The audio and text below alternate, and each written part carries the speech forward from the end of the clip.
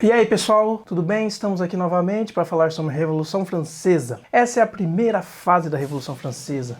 Chama-se Assembleia Nacional Constituinte.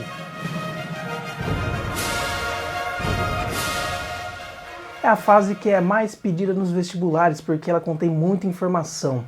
A França está endividada, ela cobra muitos impostos do terceiro estado. Quem que é esse terceiro estado? Vamos lembrar de novo? O terceiro estado ele é composto pela burguesia e pela grande massa de trabalhadores. A burguesia ela é dividida entre alta burguesia e pequena burguesia.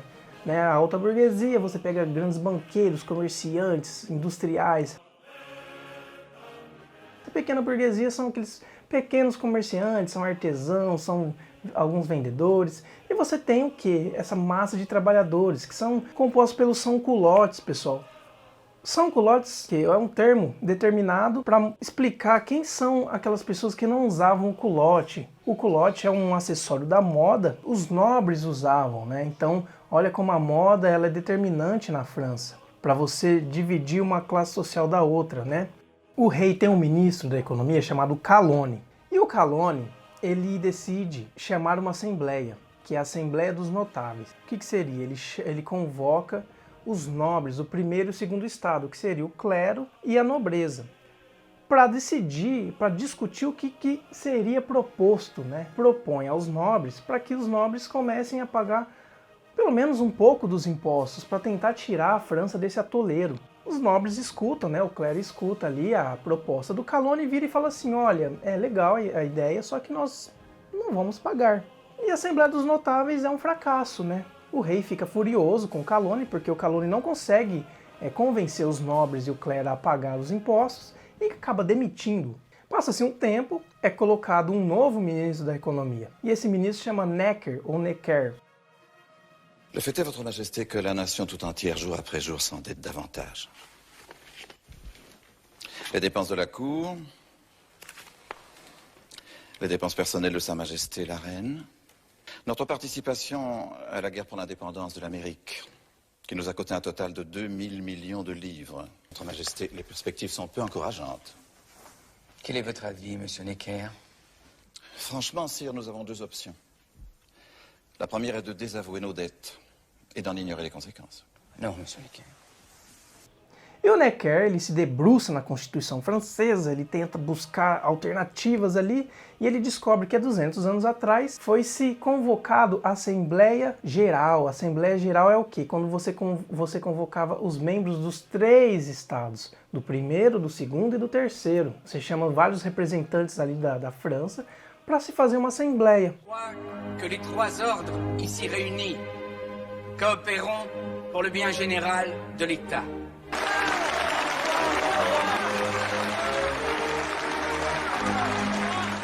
E nessa Assembleia Geral estava se discutindo o quê? Uma tentativa de mudanças, né, de reforma econômica, de reforma tributária. Messieurs, c'est pour remédier à un déficit qui fait tant de bruit en Europe que Sa Majesté a souhaité entendre votre avis. Só que as votações não eram por cabeça, porque se fosse por indivíduo, o terceiro estado, que era uma camada muito maior, ela votaria e as reformas seriam passadas. Como a votação era por classe social, o primeiro estado votava o segundo estado votava uma vez e o terceiro estado votava uma vez. Então, os nobres e o clero ficaram tranquilos. Ils veulent que vous votiez par ordre, c'est ça? Pardi.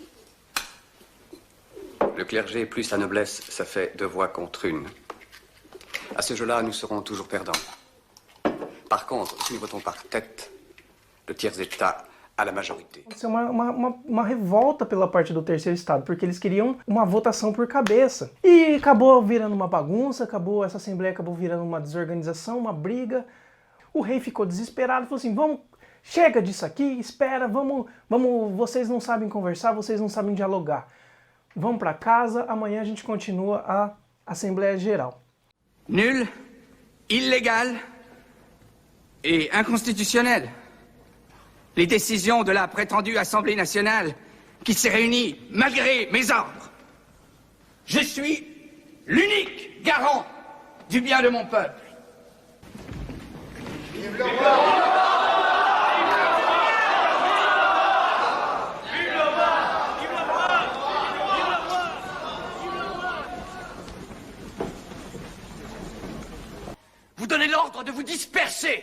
Je crois, monsieur, que la nation assemblée n'a d'ordre à recevoir de personne. Allez dire à ceux qui vous envoient que nous sommes ici par la volonté du peuple et nous n'en sortirons que par la force des baïonnettes.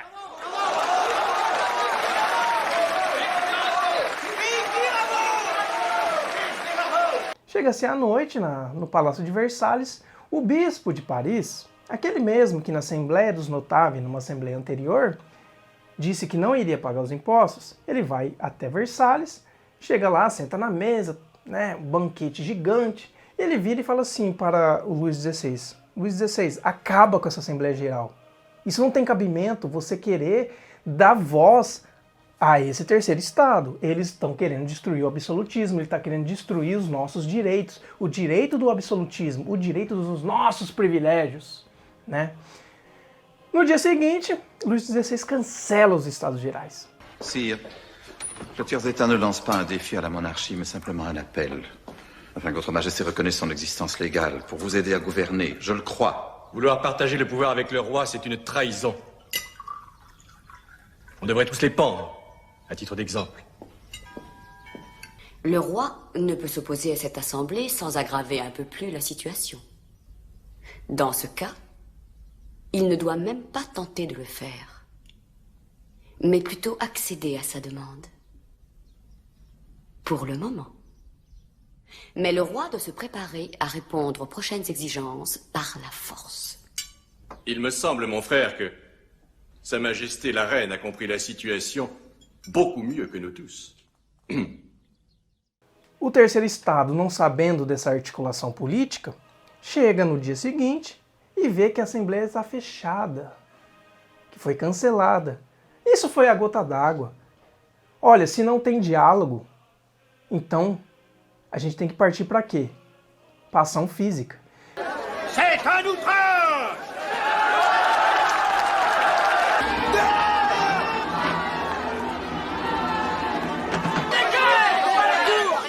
Nous n'avons qu'une seule ressource. Les armes! Aux armes! Aux armes!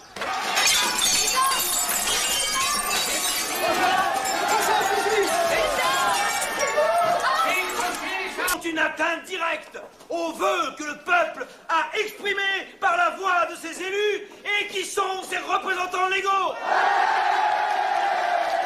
Serons-nous la tyrannie triompher de la liberté? Non! Je veux que chaque homme du district soit volontaire. Nous montrerons au monde entier que nous n'avons pas peur de ces chiens galeux qui osent assiéger notre cité. A população vai e começa a se armar, só que ela não tem pólvora. Não adianta ela ter arma sendo que ela não tem pólvora. E eles rumam direto a um lugar chamado Bastilha, a fortaleza da Bastilha, que era um símbolo de opressão do absolutismo, é um símbolo onde ficava no centro e que tinha todos os presos políticos, todos os opositores do antigo regime, todos os opositores da coroa francesa.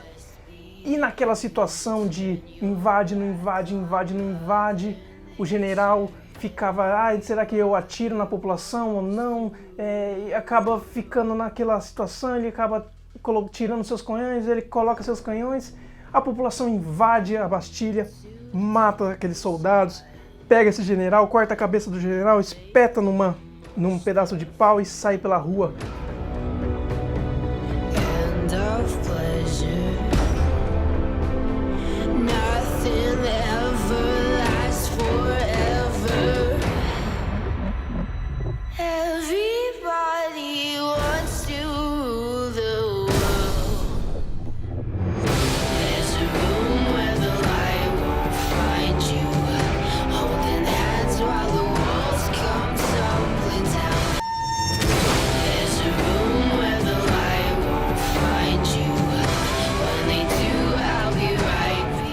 A partir daí, pessoal, o rei perde o controle totalmente, Ele não tem mais moral, nem com a aristocracia que vira as costas para ele, fala, não vou pagar os impostos. Não tem mais como resolver os problemas com a população de forma pacífica.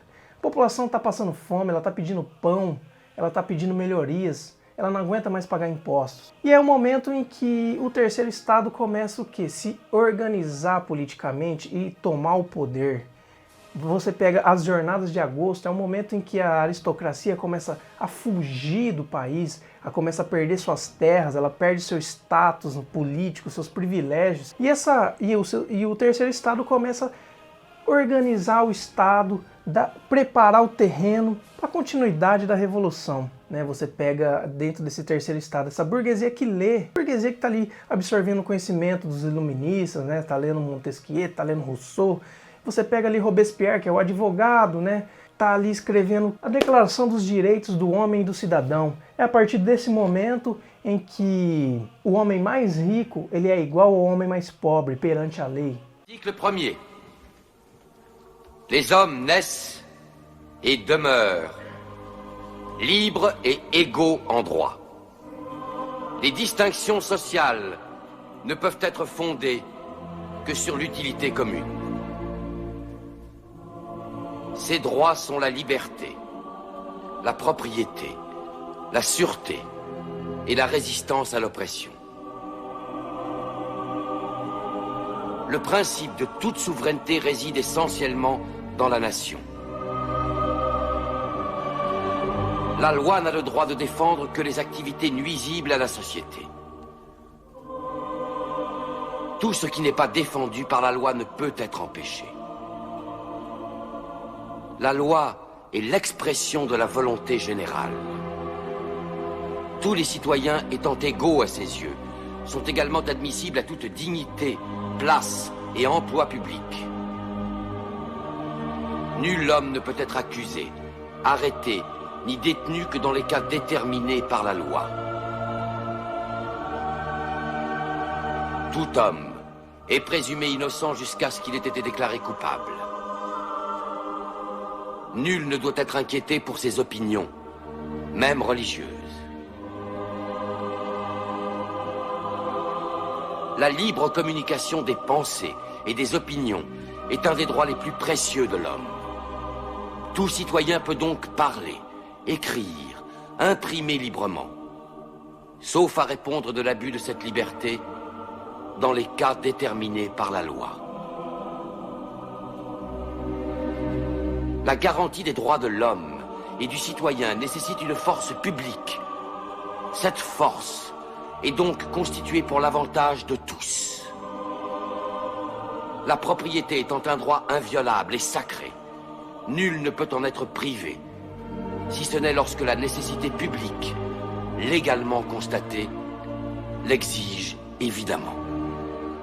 Só que dentro desse terceiro estado, lógico, há divergências também de opiniões, Por exemplo, você pega líderes populares, como Danton, são pessoas ali que têm algumas opiniões diferentes. E você pega os girondinos e os jacobinos eu irei falar na próxima aula. E eles começam a discutir quais serão os rumos dessa nova revolução. Porque agora nós estamos vivendo no quê? Em 1791 é elaborada a primeira Constituição da França, uma monarquia constituinte. O rei ele está ali com seus poderes limitados, a aristocracia ela foge, ela meio que abandona a França. Uma ala do terceiro estado decide frear a revolução e fala assim, não, vamos deixar do jeito que está, vamos deixar o rei ali governando de forma limitada. Se você pega os outros países da Europa, você pega as outras monarquias, elas começam a observar a Revolução Francesa e elas começam a pensar que, olha, na França eles estão limitando o poder do rei, eles acabaram com o absolutismo. Imagina um rei lá na Inglaterra olhar isso e falar assim, olha, se aconteceu na França pode acontecer aqui. Então, os outros países começam a se organizar, principalmente a Áustria, porque a Áustria tem uma ligação com a Maria Antonieta, que é a mulher do Luís XVI. E eles começam a organizar um exército para tentar invadir a França, acabar com essa revolução, estabelecer o poder do rei novamente. Os revolucionários, não querendo que a revolução acabe, porque tudo seria em vão, criam um exército revolucionário, que seria a Comuna de Paris. se defender contra o perigo externo, contra as outras monarquias. O rei fica numa decisão de fico ou vou embora, fujo ou não fujo. Porque se ele fugisse, ele ia principalmente legitimar assim, olha, perdi mesmo, acabou, a casa caiu, eu vou fugir para não morrer. Se ele fica, ele sofre o perigo do quê? De ficar e acabar sendo morto. Em 1791, o rei e sua família decidem fugir para a Áustria. Só que ele acaba sendo pego. Ele é pego e ele é preso. O desenrolar dessa história, para não ficar muito maçante, falarei na próxima aula, que é o período que nós conhecemos como a Convenção, que é a segunda fase da Revolução, que é a fase mais popular, que é a fase do terror. Então é isso, pessoal. Ficamos por aqui. Espero que tenham entendido. Alguma dúvida, esclarecerei nas próximas aulas.